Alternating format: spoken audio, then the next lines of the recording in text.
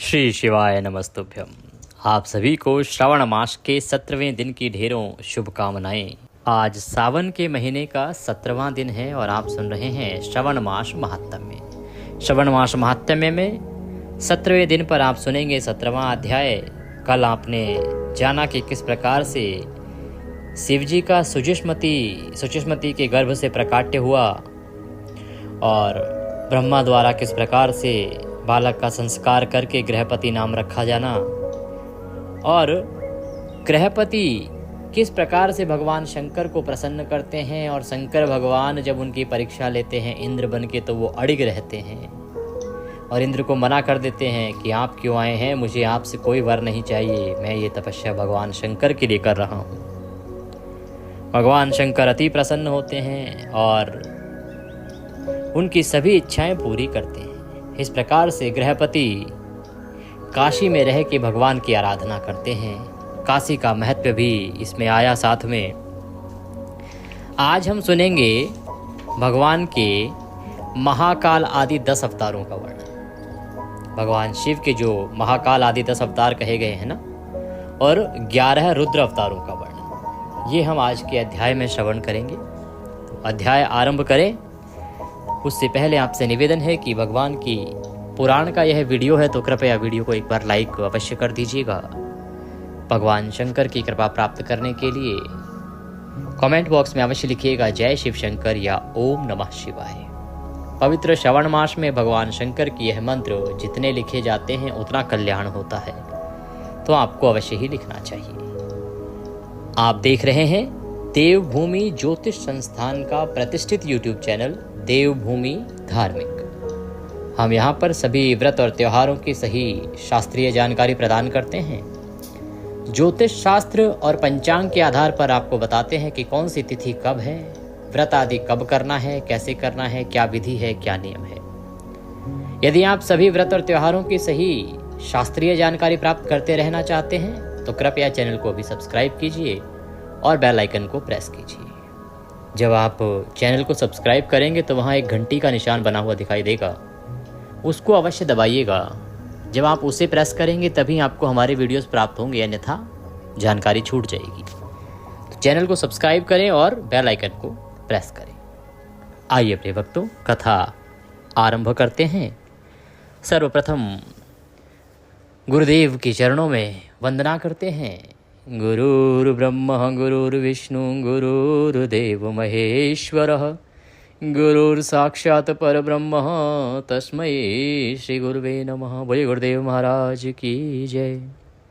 माँ सरस्वती के चरणों की वंदना करते हैं। या देवी सर्वभूतेषु माँ सरस्वती रूपेण संस्थिता नमस्तस्यै नमस्तस्यै नमस्तस्यै नमो नमः। बोलिए सरस्वती महारानी की जय। प्रथम पूज्य गणेश जी महाराज के चरणों की वंदना करते हैं। बोलिए गणेश जी महाराज की जय। बोलिए गौरी शंकर भगवान की जय। बोलिए श्री श्रवण मास की जय। श्रवण मास महात्म्य की जय। आप सभी दर्शकों को, आप सभी श्रोतागण को मेरा नमस्कार। व्रतांत आरंभ करते हैं। नंदीश्वर बोले, मुने अब शंकर जी के उपासना कांड द्वारा सेवित महाकाल आदि 10 अवतारों का वर्णन भक्ति पूर्वक श्रवण करो। उनमें पहला अवतार महाकाल नाम से प्रसिद्ध है, जो सत्पुरुषों को भोग और मोक्ष प्रदान करने वाला है। उस अवतार की शक्ति भक्तों की मनोवांछित इच्छा पूर्ण करने वाली महाकाली है। दूसरा तार नामक अवतार हुआ, जिसकी शक्ति तारा देवी हुई। वे दोनों भुक्ति मुक्ति के प्रदाता तथा अपने सेवकों के लिए सुखदायक हैं। बाल भुवनेश नाम से तीसरा अवतार हुआ, उसमें बाला भुवनेशी शिवा शक्ति हुई, जो सज्जनों को सुख देने वाली हैं। और चौथा भगवान शंकर का यह अवतार भक्तों के लिए सुखद तथा भोग मोक्ष प्रदायक षोडश श्री विद्येश नाम से अवतार हुआ। और जो शक्ति हुई वो श्री विद्या शिवा उसकी शक्ति कहलाई। पांचवा जो अवतार हुआ वो भैरव नाम से प्रसिद्ध हुआ, जो सर्वदा भक्तों की कामनाओं को पूर्ण करने वाला है। इस अवतार की शक्ति का नाम है भैरवी। गिरिजा जो अपने उपासकों की अभिष्ट दायिनी है। छठा शिवावतार छिन्न मस्तक नाम से कहा जाता है और भक्त काम प्रदा गिरिजा का नाम छिन्न मस्ता है। संपूर्ण मनोरथों के दाता शंभु का सातवां अवतार धूमवान नाम से विख्यात हुआ। उस अवतार में श्रेष्ठ उपासकों की लालसा पूर्ण करने वाली देवी शिवा धूमावती हुई। और शिवजी का जो आठवां अवतार हुआ उसमें सुखदायक अवतार बगलामुख है और उसकी शक्ति महान आनंददायिनी बगलामुखी नाम से विख्यात हुई। नवा शिवावतार मातंग के नाम से कहा जाता है। उस संपूर्ण अभिलाषाओं को पूर्ण करने वाली शवाणी मातंगी हुई। शंभु के भुक्ति मुक्ति रूप फल प्रदान करने वाले 10वें अवतार का नाम कमल है, जिसमें अपने भक्तों का सर्वथा पालन करने वाली गिरिजा कमला कहलाई। ये ही शिवजी के 10 अवतार हैं। ये सब के सब भक्तों तथा सत्पुरुषों के लिए सुखदायक तथा भोग मोक्ष प्रदाता हैं। आपके लिए बताएं कि ये जो 10 महान शक्तियां बताई गई हैं ना यहाँ पर, ये 10 महाविद्याएं हैं। इनका विशेष रूप से पूजन आता है जब गुप्त नवरात्रि चलती है। गुप्त नवरात्रि में जिन 10 महाविद्याओं का पूजन होता है वो ये ही 10 महाविद्याएं हैं जो भगवान शंकर के इन भिन्न भिन्न रूपों के साथ में देवी के रूप में प्रकट हुई हैं। और ये सभी मनोरथ पूर्ण करने वाली है। सभी के पास अपरम शक्ति है। ये आपके सभी मनोरथों को पूरा करती हैं। इसीलिए जो नवरात्रि होती हैं, गुप्त नवरात्रि जो आती हैं माघ के महीने में और अभी आषाढ़ में आके गई हैं, इनमें पूरे 10 महाविद्याओं का, इन्हीं महाविद्याओं का विधिवत पूजन किया जाता है। कई बार अभी जब हम नवरात्रि में इसके विषय में आपको बताते हैं तो आपके प्रश्न भी आते हैं, पंडित जी ये कौन सी देवियां हैं, कौन सी शक्तियां हैं, इनके विषय में पहले सुना नहीं गया है। तो जब आप इस प्रकार के पुराण सुनते हैं तो आपको बहुत सारा ज्ञानवर्धन होता है, आपके बहुत सारे भ्रम दूर होते हैं।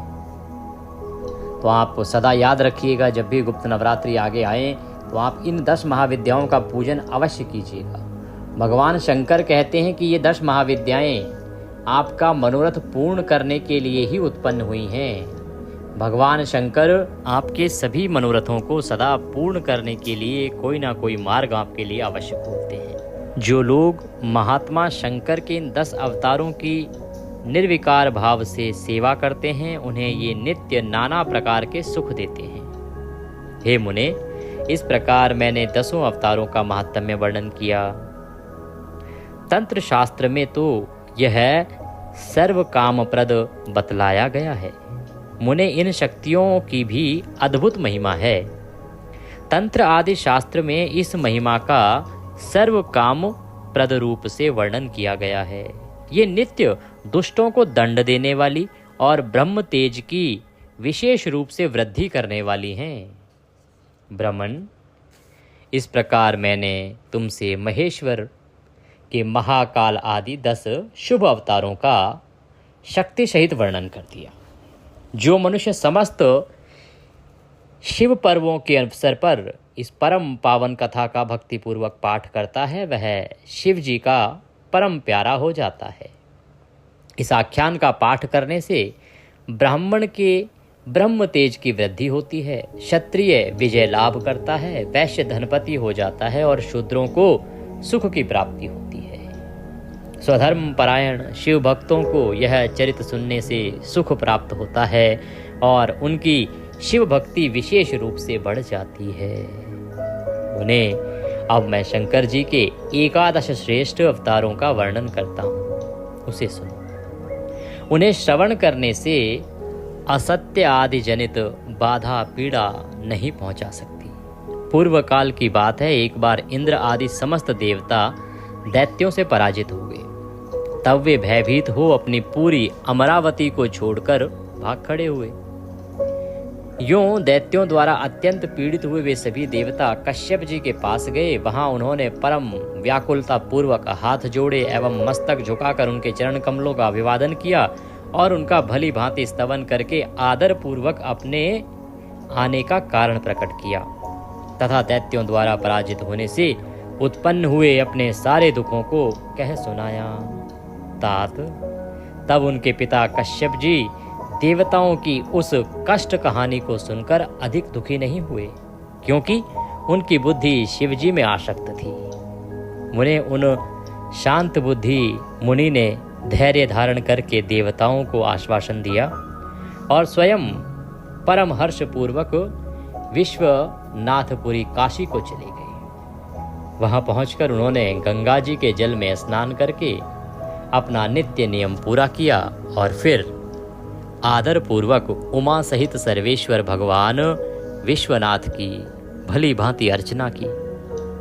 तदंतर शंभु के दर्शन के उद्देश्य से एक शिवलिंग की स्थापना करके वे देवताओं के हितार्थ परम प्रसन्नता पूर्वक घोर तप करने लगे। मुने शिवजी के चरण कमलों में आसक्त मन वाले धैर्यशाली मुनिवर कश्यप को जब यूं तप करते हुए बहुत अधिक समय व्यतीत हो गया, तब सत्पुरुषों के गति स्वरूप भगवान शंकर अपने चरणों में तल्लीन मन वाले कश्यप ऋषि को वर देने के लिए वहां प्रकट हुए। भक्त वत्सल महेश्वर परम प्रसन्न तो थे ही, अतः वे अपने भक्त मुनिवर कश्यप से बोले, वर मांगो। उन महेश्वर को देखते ही प्रसन्न बुद्धि वाले देवताओं के पिता कश्यप जी हर्षमग्न हो गए और हाथ जोड़कर उनके चरणों में नमस्कार करके स्तुति करते हुए बोले, महेश्वर, मैं सर्वथा आपका शरणागत हूँ। स्वामिन, देवताओं के दुख का विनाश करके मेरी अभिलाषा पूरी कीजिए। देवताओं के दुख का हरण कीजिए। मैं पुत्रों के दुख से विशेष दुखी हूँ, अतः हे ईश, मुझे सुखी कीजिए, क्योंकि आप देवताओं के सहायक हैं। नाथ, महाबली दैत्यों ने देवताओं और यक्षों को पराजित कर दिया है, इसलिए शंभु आप मेरे पुत्र रूप से प्रकट होकर देवताओं के लिए आनंदता बनिए। इस प्रकार से ऋषि कश्यप भगवान से वर मांगते हैं। नंदीश्वर कहते हैं कि कश्यप जी के ऐसा कहने पर सर्वेश्वर भगवान शंकर उनसे तथेति, ऐसा ही हो, यूं कहकर उनके सामने वही अंतर्ध्यान हो गए। तब कश्यप भी महान आनंद के साथ तुरंत ही अपने स्थान को लौट गए। वहां उन्होंने वह सारा वृतांत आदर पूर्वक देवताओं से कह सुनाया। तदंतर भगवान शंकर अपना वचन सत्य करने के लिए कश्यप द्वारा सुरभि के पेट से 11 रूप धारण करके प्रकट हुए। उस समय महान उत्सव मनाया गया। सारा जगत शिवमय हो गया। कश्यप मुनि के साथ साथ सभी देवता हर्ष विभोर हो गए। उनके नाम रखे गए कपाली, पिंगल, भीम, विरूपाक्ष, विलोहित, शास्ता, अजपाद, अहिर्दुम्न, शंभु, चंड तथा भव। ये 11 रुद्र सुरभि के पुत्र कहलाते हैं। ये सुख के आवास स्थान हैं तथा देवताओं की कार्य सिद्धि के लिए शिव रूप से उत्पन्न हुए ये कश्यप नंदन वीरवर रुद्र महान बल पराक्रम संपन्न थे। इन्होंने संग्राम में देवताओं की सहायता करके दैत्यों का संहार कर डाला। इन्हीं रुद्रों की कृपा से इंद्र आदि देवगण दैत्यों को जीतकर निर्भय हो गए। उनका मन स्वस्थ हो गया और वे अपना अपना राज्य कार्यभार संभालने लगे। अब भी शिव स्वरूपधारी वे सभी महारुद्र देवताओं की रक्षा के लिए सदा स्वर्ग में विराजमान रहते हैं। तात, इस प्रकार मैंने तुमसे शंकर जी के 11 रुद्र अवतारों का वर्णन कर दिया। ये सभी समस्त लोकों के लिए सुखदायक हैं। यह निर्मल आख्यान संपूर्ण पापों का विनाश करने वाला है, धन, यश और आयु का प्रदाता है तथा संपूर्ण मनोरथों को पूर्ण करने वाला है। बोलिए शंकर भगवान की जय। इस प्रकार से आप इतने सारे आख्यान प्रतिदिन हमारे महात्म्य के माध्यम से सुनते हैं, और ये ऐसा नहीं कि कहीं से कुछ भी जोड़ दिया गया। जो पुराण में महात्म्य में लिखा है मैं वही आपको पढ़ के सुनाता हूँ। थोड़ा सरलीकरण कर देता हूँ, कुछ शब्द संस्कृत के होते हैं वो मैं आपको हिंदी में परिवर्तित करके बता देता हूँ। ये है महात्म्य जो श्रवण मास का है। कुछ मैं देखता हूँ, मेरे कुछ टीम वालों ने बताया कि लोग कुछ 4 कथाएं जोड़ के और महात्म्य के नाम पे चला देते हैं। आपको इन चीज़ों से बचना चाहिए। महात्म्य श्रवण करना है तो वही महात्म्य सुनिए ना जो पुराणों में लिखा है। 4 कथाओं को 2 कथाओं को जोड़ के सुना देने से क्या लाभ। यूँ तो भगवान के चरित्र हैं, भगवान की कथाएं हैं, जितना सुने उत्तम है, परंतु जब महात्म्य की बात आती है तो महात्म्य ही सुनना चाहिए। और प्रिय भक्तों, आपका ये जो चैनल है ये ज्योतिष संस्थान का चैनल है। यहाँ पर हम प्रत्येक माह का सही महात्म्य सुनाते हैं। जैसे आप हमारा अभी सुन रहे हैं चातुर्मास महात्म्य, शायद आपको YouTube पर कहीं मिलेगा भी नहीं। चातुर्मास महात्म्य सुनाने वाले बहुत कम होंगे चैनल, क्योंकि होता ही इतना बड़ा है। 4 महीने तक कौन सुनाए, कौन नियम के साथ पालन करे। परंतु हमारा यह कर्तव्य है, इसलिए हम आपके लिए चातुर्मास का जो महात्म्य है वह सुना रहे हैं। आप में से बहुत से श्रोतागण उसको सुन रहे हैं। आशा करते हैं कि आप उसका लाभ ले रहे होंगे। नहीं लाभ लिया है तो लाभ लीजिए, क्योंकि नारायण कहते हैं कि जब तक मैं शयन में हूँ, जब तक मैं निद्रा में हूँ, मैं सो रहा हूँ, मेरा महात्म्य सुनिए, उसी से आपका कल्याण होगा। बाकी तो आप कुछ कर नहीं सकते। शुभ मांगलिक कार्य तो प्रतिबंधित होते हैं इस समय में। तो भगवान का जितना महात्म्य सुनेंगे चातुर्मास का, उतना कल्याण है। उसी प्रकार से श्रवण मास महात्म्य, उसी प्रकार से श्री शिव महापुराण, ये तीनों ही बहुत ही महत्वपूर्ण आख्यान हैं जो हम अपने चैनल पर आपको सुना रहे हैं। आइए कथा को आगे बढ़ाते हैं। अभी आज का पूर्ण नहीं हुआ है, आगे वर्णन आएगा अब शिवजी के दुर्वासा अवतार का तथा हनुमद अवतार का वर्णन। ये भी आज हम कवर करेंगे, जिससे कि हम कहीं भी पीछे ना रह जाएं, समय के साथ हमारा महात्म्य पूर्ण हो। नंदीश्वर जी कहते हैं, महामुने अब तुम शंभु के एक दूसरे चरित्र को सुनो, जिसमें शंकर जी धर्म के लिए दुर्वासा होकर प्रकट हुए थे। प्रेम पूर्वक श्रवण करो। अनसुईया के पति ब्रह्मवेत्ता तपस्वी अत्रि ने ब्रह्मा जी के निर्देश अनुसार पत्नी सहित रक्षकुल पर्वत पर जाकर पुत्र कामना से घोर तप किया। उनके तप से प्रसन्न होकर ब्रह्मा, विष्णु और महेश्वर तीनों उनके आश्रम पर गए। उन्होंने कहा कि हम तीनों संसार के ईश्वर हैं। हमारे अंश से तुम्हारे 3 पुत्र होंगे, जो त्रिलोकी में विख्यात तथा माता पिता का यश बढ़ाने वाले होंगे। यूँ कहकर वे चले गए। अब ब्रह्मा जी के अंश से चंद्रमा हुए, जो देवताओं के समुद्र में डाले जाने पर समुद्र से प्रकट हुए थे। विष्णु के अंश से श्रेष्ठ संन्यास पद्धति को प्रचलित करने वाले दत्त उत्पन्न हुए। दत्तात्रेय जी है ना, जिनका पूजन विशेष रूप से महाराष्ट्र और दक्षिण भारत में होता है। और रुद्र के अंश के रूप में मुनिवर दुर्वासा ने जन्म लिया। इन दुर्वासा ने महाराज अम्बरीश की परीक्षा की थी। जब सुदर्शन चक्र ने इनका पीछा किया, तब शिवजी के आदेश से अम्बरीश के द्वारा प्रार्थना करने पर चक्र शांत हुआ। इन्होंने भगवान राम की परीक्षा की। काल ने मुनि का वेश धारण करके श्री राम के साथ यह शर्त की थी कि मेरे साथ बात करते समय श्री राम के पास कोई ना आए, जो आएगा उसका निर्वासन कर दिया जाएगा। दुर्वासा जी ने हट करके लक्ष्मण को भेजा। तब श्री राम ने तुरंत लक्ष्मण का त्याग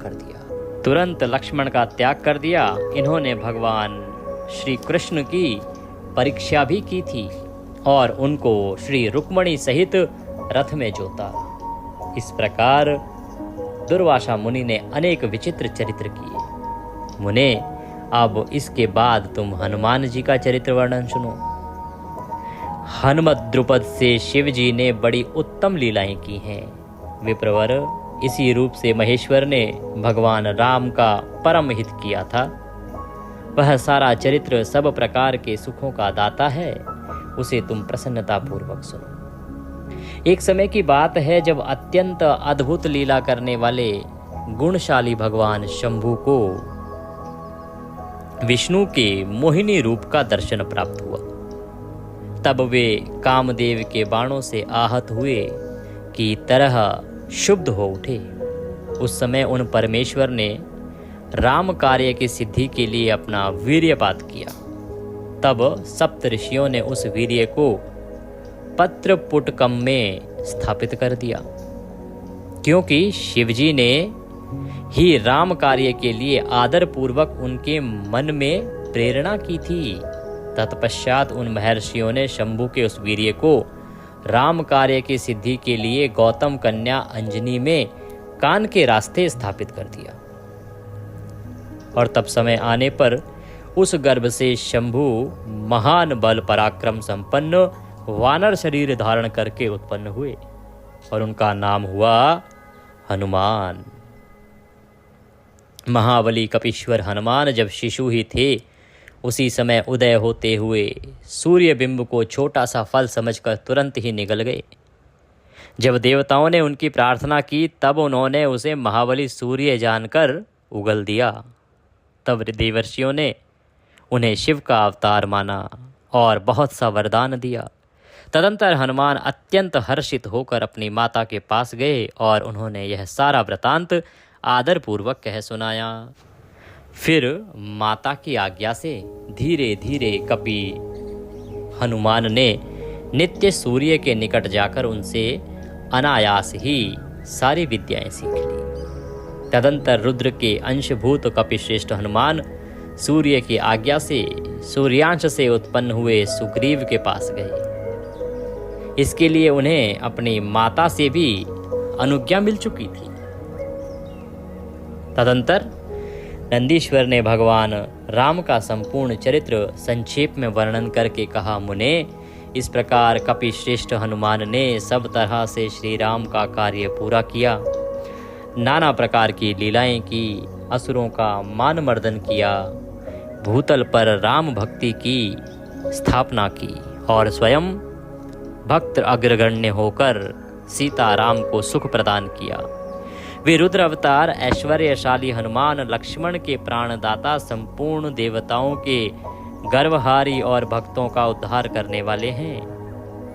महावीर हनुमान सदा राम कार्य में तत्पर रहने वाले लोक में रामदूत नाम से विख्यात दैत्यों के संहारक हैं और भक्त वत्सल हैं। तात इस प्रकार मैंने हनुमान जी का श्रेष्ठ चरित्र, जो धन, कीर्ति और आयु का वर्धक तथा संपूर्ण अभीष्ट फलों का दाता है, यह तुमसे वर्णन कर दिया। जो मनुष्य इस चरित्र को भक्ति पूर्वक सुनता है अथवा समाहित चित्त से दूसरे को सुनाता है, वह इस लोक में संपूर्ण भोगों को भोग कर अंत में परम मोक्ष को प्राप्त करता है। बोले शंकर भगवान की जय। इसी के साथ आज की यह कथा यहाँ पूर्ण होती है। आज आपने बहुत ही महत्वपूर्ण वृतांत सुने। भगवान शिव के 10 अवतार, 11 अवतार, ऋषि दुर्वासा के रूप में अवतार और हनुमत अवतार, इनका श्रवण करना ही मनुष्य के लिए बड़ा कल्याणकारी बताया गया है। तो भगवान की कृपा आप सभी को प्राप्त हो। अगर आप चैनल पर नए हैं तो चैनल को सब्सक्राइब कर लीजिए और आज का शिव महापुराण अवश्य सुनिएगा। बड़ा ही मार्मिक प्रसंग है, उसमें सुनाते हुए हमारी आंखों से भी अश्रुधारा बह निकली थी। आपने क्या प्रेम कहानियां देखी होंगी फिल्मों में। आप अगर भावना के साथ आज के उस अध्याय को सुनेंगे, अपने आप को जोड़ने का प्रयास करेंगे और देवी सती की उस व्यथा को समझने का प्रयास करेंगे, तो आपको लगेगा कि फिल्में तो कुछ भी नहीं है। भगवान शंकर और उनकी प्रियतमा माता सती के बीच का जो वह अध्याय है, कैसे उनके बीच अब वियोग बढ़ता जा रहा है, बहुत ही मार्मिक प्रसंग है। आपको अवश्य सुनना चाहिए आज का श्री शिव महापुराण का अध्याय। और कल भी जुड़िएगा, क्योंकि ये बिछोह की घड़ी है, बहुत ही मार्मिक प्रसंग है। इसका श्रवण करने से ही मनुष्य का कल्याण हो जाता है। तो आज का शिव महापुराण यदि अभी तक नहीं सुना है तो अवश्य सुनिए। आज का 17वां अध्याय आपको अवश्य ही अच्छा लगेगा और भगवान का आशीर्वाद तो प्राप्त होगा ही। चैनल पर नए हैं तो सब्सक्राइब करते जाइए, जिससे कि इसी प्रकार की सही कथाएं सुनने को मिलती रहें। भगवान सब पर कृपा करें। जय शिव शंकर।